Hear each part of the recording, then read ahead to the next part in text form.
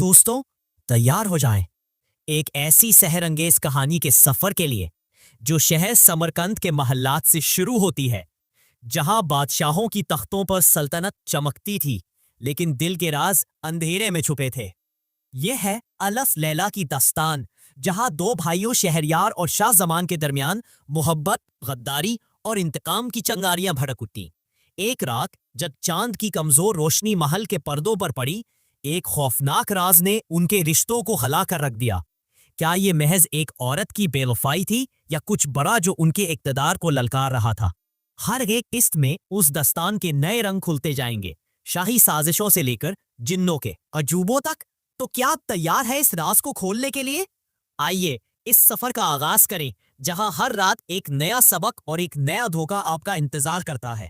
خاندانی سامان کی شہنشاہوں میں سے ایک ممتاز بادشاہ تھا جس کی حدود سلطنت دور دور تک پھیلی ہوئی تھی۔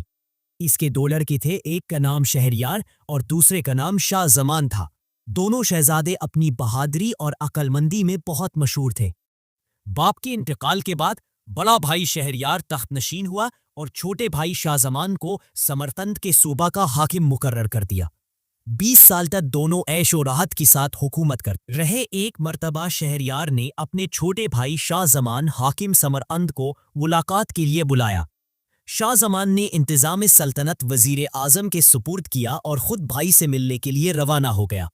شب کو جب منزل پر قیام کیا تو اس کو خیال آیا کہ جو تحفے میں نے بھائی کو پیش کرنے کے لیے نکالے تھے وہ محل ہی میں رہ گئے ہیں۔ چنانچہ اسی وقت دو غلامان خاص کو ساتھ لے کر پھر شہر میں واپس آیا اور داخل ہوا۔ اندر پہنچا تو یہ سوچ کر کہ میری واپسی سے لوگوں کو پریشانی نہ ہو، خاموشی سے محل میں داخل ہوا۔ اندر پہنچا تو یہ دیکھ کر ششدر رہ گیا کہ اس کی بیوی حبشی غلام کے ساتھ سو رہی ہے۔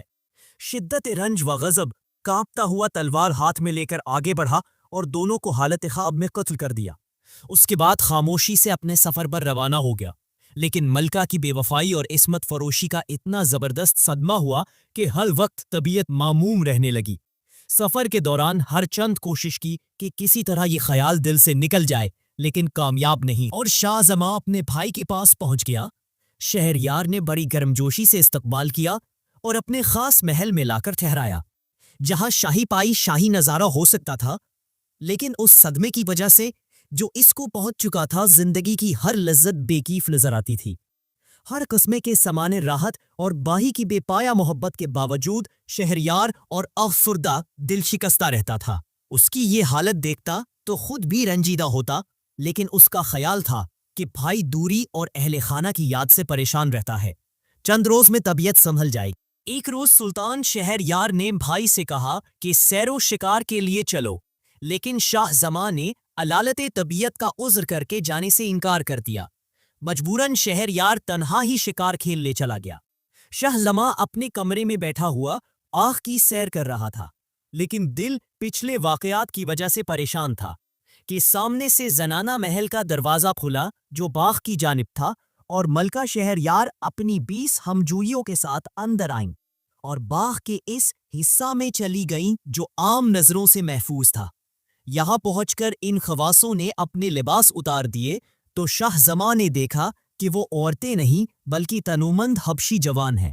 پھر ہر حبشی نے ایک ایک خواص کو اپنے پہلو میں لے لیا۔ خود ملکہ شہریار تنہا رہ گئی۔ اب ملکہ نے مسعود مسعود کہہ کر آواز دی۔ تھوڑی دیر بعد ایک اور حبشی غلام آیا اور ملکہ سے اختلاط کرنے لگا۔ یہ سب کچھ دیر عیش و عشرت میں مشغول رہے۔ اس کے بعد سب نے غسل کیا اور جس طرح آئے تھے اسی طرح واپس چلے گئے۔ یہ واقعہ دیکھ کر شاہ زمان کو یقین ہو گیا کہ عورت کی فطرت ہی بے وفائی ہے، اور غالباً ہر عورت اسی طرح اپنے شوہر سے خیانت کرتی ہے، اور دل کو سمجھایا کہ تو اپنی بیوی کی عصمت باختگی سے فضول رنجیدہ ہوتا ہے۔ دنیا میں سب ہی مرد اس مصیبت میں مبتلا ہے۔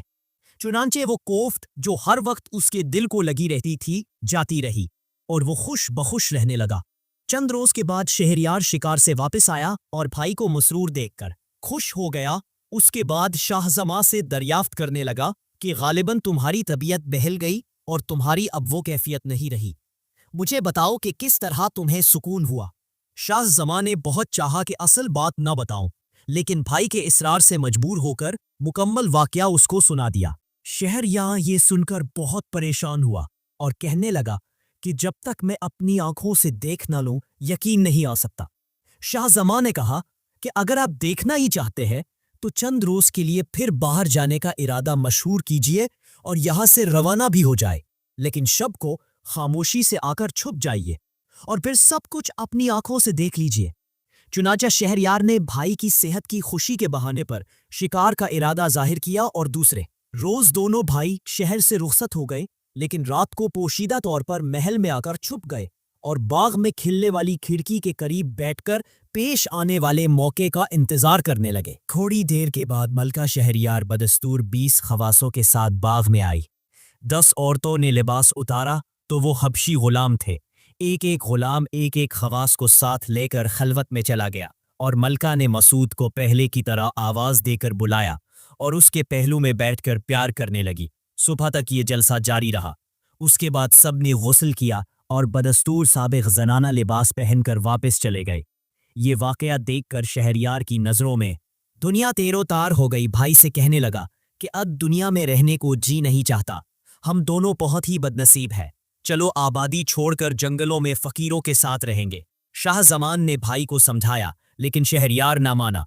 मजबूरन शाहजमान ने कहा, अच्छा मैं भी चलता हूँ, लेकिन शर्त है कि अगर दुनिया में हमें कोई अपने से भी ज्यादा बदनसीब मिला तो फिर वापस आकर बदस्तूर साबिक अपने फर्ज अदा करेंगे।